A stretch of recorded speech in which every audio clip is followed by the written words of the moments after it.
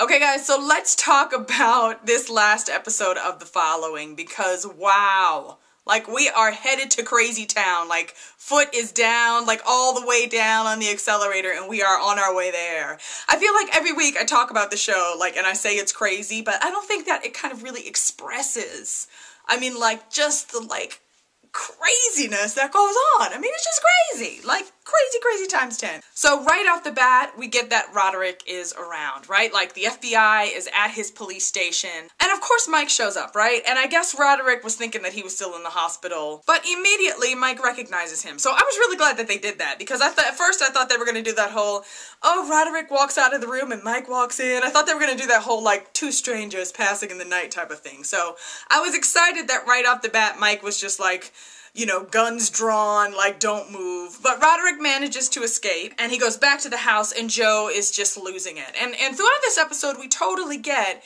that Joe is on edge. Like he's been unraveling, I think, over the past couple of episodes, and more we're starting to really kind of see that manic side of him. You know, like he is obsessed with writing this book, with finishing it. And most of this episode, he's in his office, like hard at work, like he doesn't want to be disturbed because he's trying to get it right. So Joe and Roderick, like the power struggle between the two of them continues.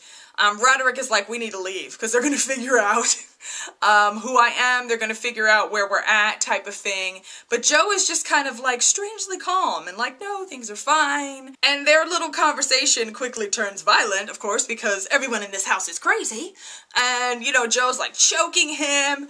And I thought he was going to kill him. So it was definitely a surprise when he didn't. But Joe's just very much like, we're going to do things my way and it's not time to move and blah, blah, blah. But Roderick is upset and like crazy, because everyone's crazy.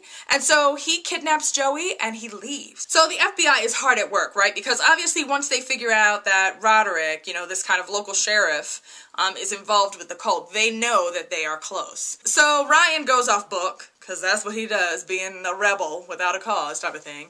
And he decides to go to talk to the press without permission. And he gives this kind of appeal on the TV to any of Joe's followers that come and turn themselves in. They'll get immunity, that type of thing. And back at the house, we see a bunch of followers watching this. So, you know, you're kind of like fingers crossed. Maybe somebody will actually turn themselves in. Eventually, they find Roderick. They bring him in to question him. And he kind of reveals, like, look, I've got Joey. Like, I will trade you Joey for my freedom type of thing. Meanwhile, once Joe realizes what Roderick's done, he kind of sends Jacob and these two other guys out to go find his son. And he tells them, kill Roderick. Like, he betrayed us. So when you find Joey, make sure he's safe, and then you kill Roderick. Claire, too. Claire 2.0, because she's been kicking some ass since the last episode. She grabs Jacob before he leaves and is like, look, I know you love my son. If you find him, don't bring him back here. Like, you know that this place is not the right place for him. But of course, you know, Jacob is kind of like, look, I'm doing what Joe says, and he kind of really doesn't want to have anything to do with what Claire's talking about. Ryan and the FBI play a little trick on Roderick to make him think that, you know, Ryan's gone rogue. And I'm so glad it was a trick because I was seriously, like, gonna be done with his whole, like, I'm a rebel thing. But in the end, you know, like, as Roderick takes Ryan to see Joey, he thinks they're alone, but really the FBI is there with them. And he goes for the gun. Roderick does. So you get that he was going to reunite the two of them, but he was going to kill Ryan. Almost in kind of like a last attempt to really kind of ruin Joe's plan. I really think that was what he was going to do. But by this time, Jacob and his friends are there. They shoot Roderick. They kill him, like, through the window, right? And there's, like, gunfights. And Mike comes out. And I'm, like, screaming at the TV because I'm like, where is the freaking FBI? Like, you guys knew that this was happening. Does no one hear the gunfire? Can we come and rescue these people? I thought they were going to get away, and I was going to be really mad, right? Because Jacob shows up, he grabs Joey, and he runs. And then there's kind of this, like, confrontation in the woods, right? Between Ryan and Jacob. And it's more kind of like a discussion. Like, Ryan is trying to convince him, leave Joey with me. Like, don't do this. Joey's just a kid. He shouldn't be involved in any of this. And I think, you know, Jacob hears Claire in the back of his mind as well. And I do think that Jacob does care about Joey. And in the end, he leaves him. So I was kind of excited about that. So Joey is free from the cult. Praise the Lord. Now, did I mention that Roderick got killed during the whole, like, gunfight thing? So, yes, Roderick is gone, which is kind of a bummer because he was kind of a really good bad guy, but he is dead, so he will be bad no more. Okay, so back at the house, right? Claire 2.0. Let's talk about this scene at the end of the episode. She comes to Joe Once they realize that, you know, the FBI has Joey, Claire's all excited or whatever, of course. So she comes to Joe and she's just like, look, Joe, I'll make a deal with you. So she basically kind of offers herself to him. So the deal is you leave Joey alone and it'll just be me and you. I will stay here with you. I'll do whatever you tell me to do. And I will really try to learn to love you again. Like, I will learn to love you again, you know? And she's telling him this whole thing, really kind of seducing him with it. And he's buying it. I'm buying it. I'm totally falling for it, right? Because I'm like, Claire, no. And, you know, she gets closer to him. At one point, they actually start kissing. And you get that he's, like, gonna go for this. He's gonna say, okay, I will leave Joey alone. And it will just be me and you.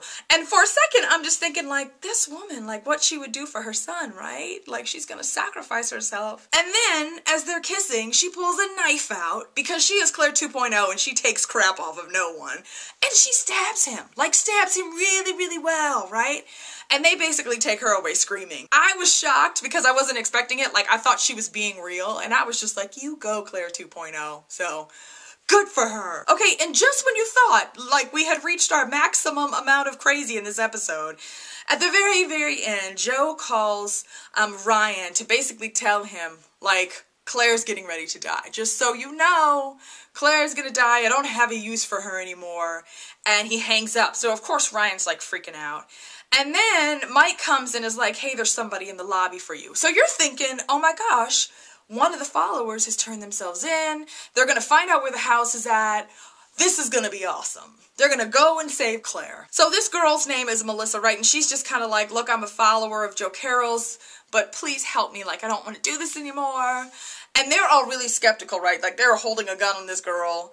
And they're like, we're going to go check you out. Just wait 1 second. And as they turn to leave, she jumps on the guy, one of the FBI guys, and she pulls his hairpin out of her hair and stabs him in the eye. And I just was like, I was done, man, at that point. I was seriously just like, what is going on? Like, I was so shocked by that. I was not expecting it. But that is the show, over and over again, week after week. So, there you go. So, you guys, yeah, only 2 more episodes left in this season. I really can't believe it's almost over. It has been a wild and crazy ride, and I can't wait to see what's coming next. It really feels like this Joe Carroll thing is coming to an end. Like, Joe really seems like he is seriously unraveling. Like, it feels like it's getting to the end of his story. So, I'll be interested to see kind of what they do. Like, are they gonna, like, end his story at the end of this season and start something different next season? I'm just not sure. So, I'm excited to kind of see what's coming, so there you go. Okay guys, thanks for watching. If you want to check out my review of last week's episode of The Following, you can go ahead and click on the video link here. Don't forget to subscribe, comment, tell me what you guys thought about this crazy episode, and I will see you guys again soon. Bye.